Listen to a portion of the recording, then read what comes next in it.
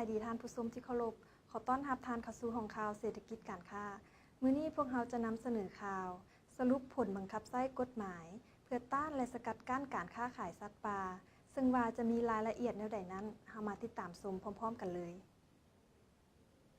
กองประชุมสรุปผลงานจัดตั้งปฏิบัติกิจกรรมที่สนับสนุนเวียกงานบังคับใช้กฎหมายเพื่อต้านและสกัดกั้นการค้าขายสัตว์ป่าจัดขึ้นในวันที่14 กุมภาพันธ์มา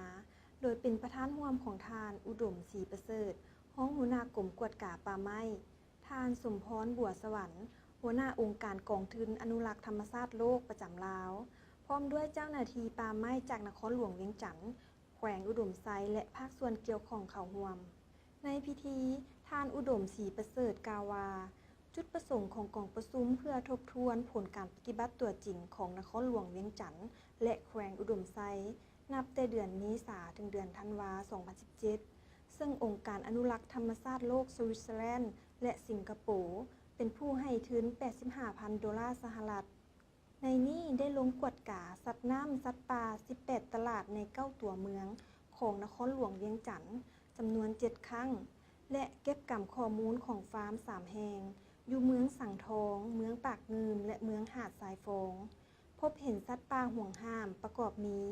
หมูป่า 44 ตัวน้ำหนัก 1,568 กิโลกรัมกวาง 35 ตัวเต่า 7 ตัวเม่น 1 ตัวและนกเขา 12 ตัวซึ่งฟาร์มดังกล่าวมีใบอนุญาตดำเนินธุรกิจถูกต้องตามกฎหมายส่วนแขวงอุดมไซเจ้าหน้าที่สามารถยึดทรัพย์ที่ตายแล้ว 419 ตัวสัตว์มีชีวิต 218 ตัวสิ้นส่วนสัตว์แห้ง 97 ตอนและกระดูก 6 อันรวม 200 กิโลกรัมนอกนั้นยังได้ระดมและยึดหมีดำจากผู้ครอบครองจำนวน 5 ตัวน้ำหนัก 165 กิโลกรัมซึ่งมอบให้ศูนย์ช่วยเหลือสัตว์ฟีดแบร์หลวงพระบางเป็นผู้เบิ่งแยงเคียงคู่กันนั้นยังได้จัดกองประชุมสัมมนาเผยแพร่ให้กับเจ้าหน้าที่